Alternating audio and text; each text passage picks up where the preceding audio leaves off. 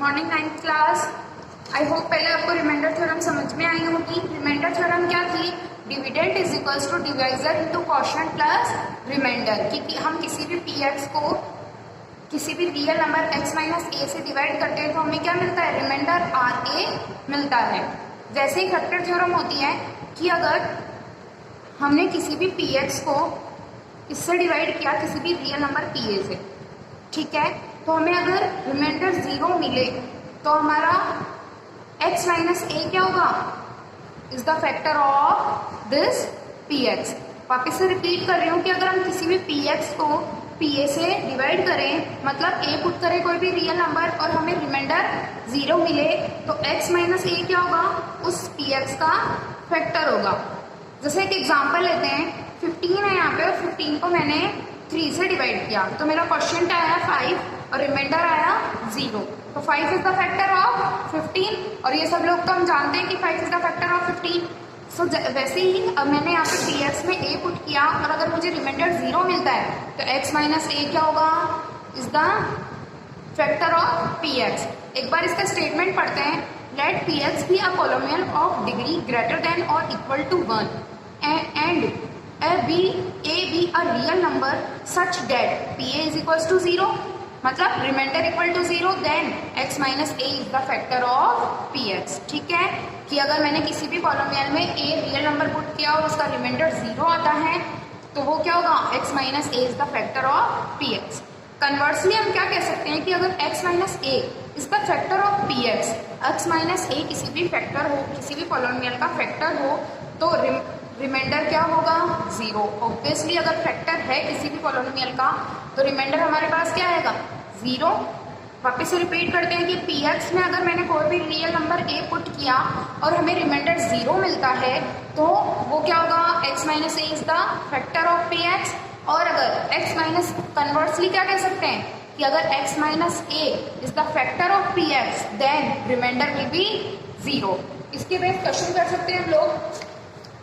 जैसे सबसे पहले कोई भी पॉलिनोमियल है x³ plus 3x² plus 5x plus 6 is equals to px। क्या फाइंड करना है कि 2x plus 4 is the factor of px, factor of given px। Examine करना है तो क्या करेंगे? पहले x की वैल्यू निकाले फैक्टर में से, तो 2x plus 4 is equals to 0। ठीक है, फैक्टर थ्योरम के अकॉर्डिंग।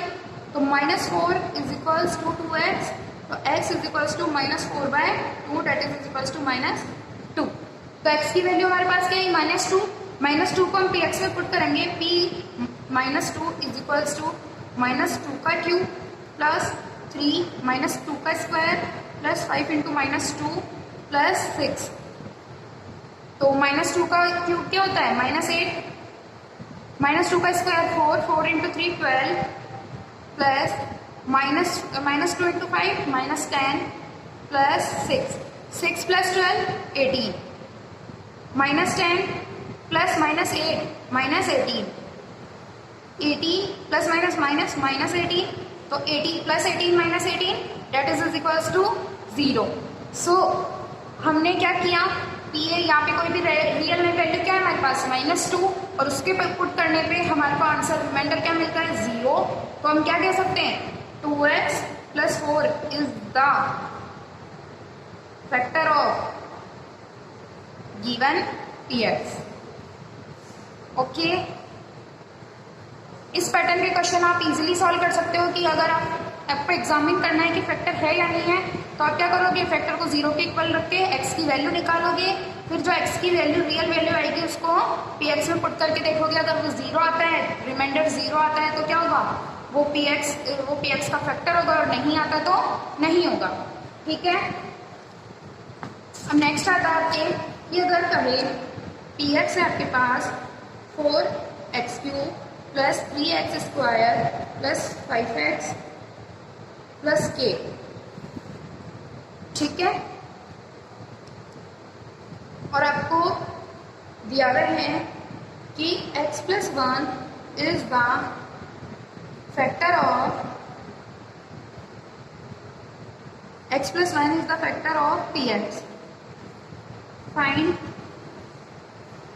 value of k. कैसे करोगे? कन्वर्स थ्योरम, फैक्टर थ्योरम की कन्वर्स थ्योरम यूज में लोगे कि अगर कोई भी फैक्टर है, कोई भी x प्लस ए या x माइनस ए किसी भी पॉलिनोमियल का फैक्टर है तो रिमाइंडर क्या होगा? 0। तो अगर मैं x माइनस 1 इसमें पुट करूं तो मेरे पास रिजल्टेंट क्या आएगा? 0। तो मैं p माइनस 1 इक्वल्स टू 0 रख सकती हूँ। तो मैंने रखा 4 इंटू माइनस 1 का क्यूब प्लस 3 इंटू माइनस 1 का square plus 5 into minus 1 plus k equal to 0, क्योंकि यहाँ पे क्या दिया हुआ है आपके पास? x plus 1 is the factor of px। तो मतलब px अगर फैक्टर पुट करूँ किसी भी पॉलिनोमियल में तो मेरे पास रिमाइंडर क्या आएगा? 0। तो मैंने p minus 1 equal to 0 put किया तो यहाँ पे आएगा 4 माइनस 1 का क्यूब माइनस 1 प्लस 3 का माइनस 1 का square 1, 3 into 1 1 plus minus 5 plus k is equals to 0, minus 4 plus 3 minus 5 plus k equal to 0, minus 9, minus 4 और minus 5 minus 9 plus 3 plus k equal to 0, तो minus 6 plus k equal to 0, तो के equal to 6।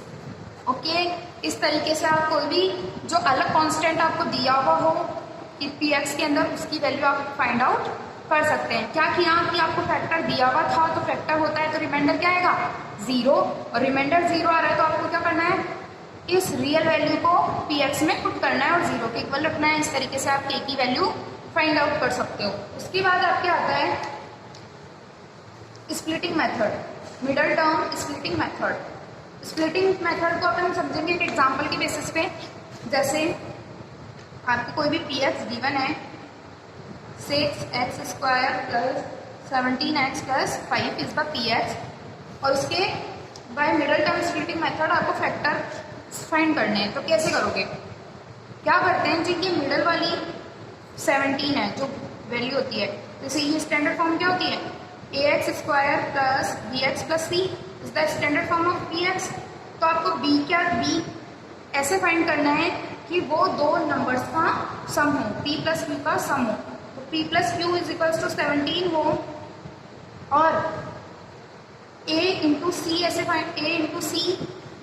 ऐसे हो कि p into q का multiplication हो।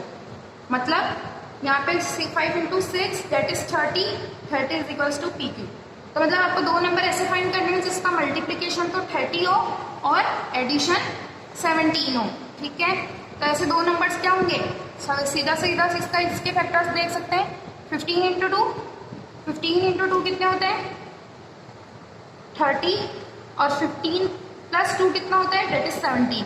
तो अब मैं दोनों कंडीशन को सेटिस्फाई कर रहा है कि उनका 15 इंटू 2 का मल्टीप्लीकेशन तो क्या है हमारे पास? 30 और एडिशन क्या है? 17।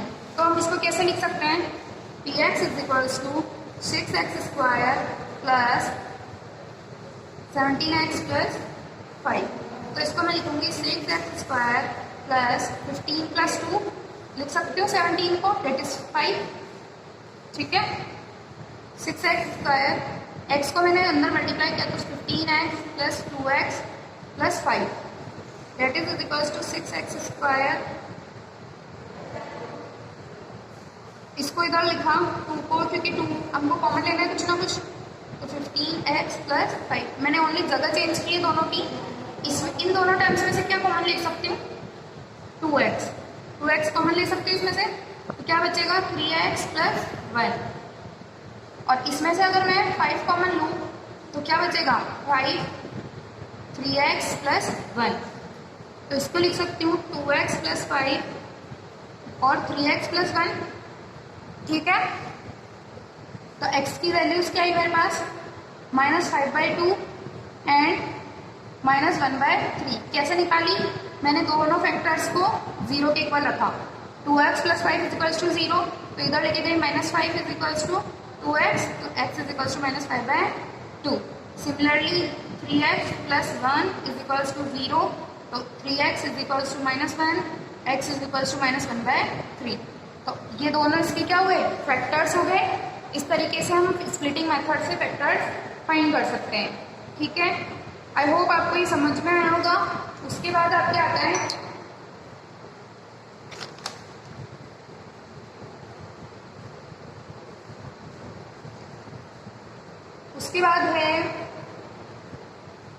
एक और पीएफ, एक और एग्जांपल देखते हैं स्प्लिटिंग मेथड का।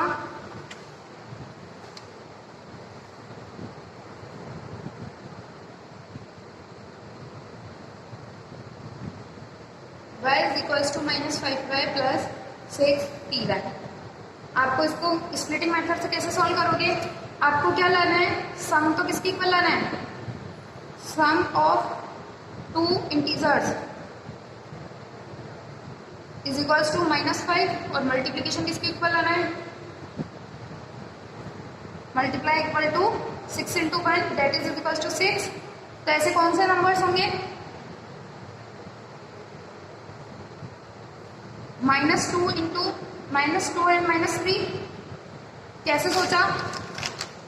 2 के ऐसे 6 के ऐसे फैक्टर्स निकालो जिसका एडिशन 5 हो, तो 2 और +3 सोच सकते हैं अपन। और लेकिन सम किसका हो? माइनस का, और मल्टीप्लिकेशन पॉजिटिव। तो मैंने -2 और -3 को मल्टीप्लाई करूंगी तो 6 और इनका ऐड करूंगी तो -5। तो मैं लिख सकती हूँ y² -3y -2y + 6। ठीक है, तो इसके बाद आएगा py। y² में से क्या कॉमन ले सकते हैं?